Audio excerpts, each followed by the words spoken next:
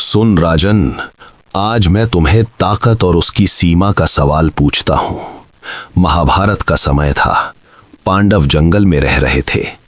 एक ओर भीम था, हाथ में गदा, शरीर पर्वत सा जिसके कदमों से धरती भी कांप जाती थी। और दूसरी ओर उसका बड़ा भाई था हनुमान जी, जो हवा में उड़ता था, समुद्र पार कर जाता था और पहाड़ तक उठा लेता था। दोनों का पिता एक ही, वायुदेव। फिर भी राजन, एक उड़ सकता था, दूसरा नहीं। बताओ राजन, ऐसा क्यों? क्या भीम कमजोर था या वायुपुत्र होते हुए भी उसकी उड़ान छीन ली गई थी?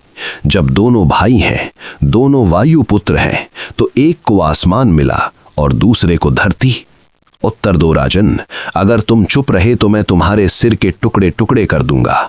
बताओ राजन, क्या भीम हनुमान की तरह उड़ सकता था और फिर भी नहीं उड़ा, या वो उड़ ही नहीं सकता था?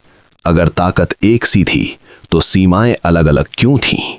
सुन बेताल, शक्ति का अर्थ एक सा होना नहीं होता और सीमा का अर्थ कमजोरी नहीं होता। हनुमान जी को देव कार्य सौंपा गया था। आकाश, समुद्र और दिशाएं यही उनका क्षेत्र था। इसलिए उन्हें उड़ान मिली, रूपांतरण मिला और दैवी स्वतंत्रता मिली। पर भीम, वो मानव था। उसे युद्ध लड़ना था, धरती पर अन्याय को कुचलना था। इसलिए उसे असीम बल मिला, पर मानव देह की मर्यादा के साथ। वो उड़ नहीं सकता था क्योंकि उसे आकाश नहीं, धरती संभालनी थी। और हे बेताल, ये समझ ले, भीम की छलांगें इतनी प्रचंड थीं कि देखने वाले को उड़ान का भ्रम हो जाए।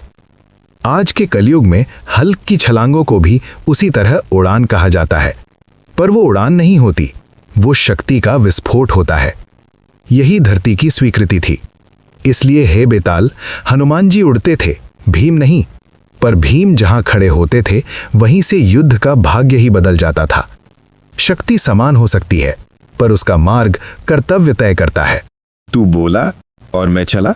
अगर हमारा कंटेंट आपको अच्छा लगे तो प्लीज लाइक, शेयर, सब्सक्राइब के साथ कमेंट करें।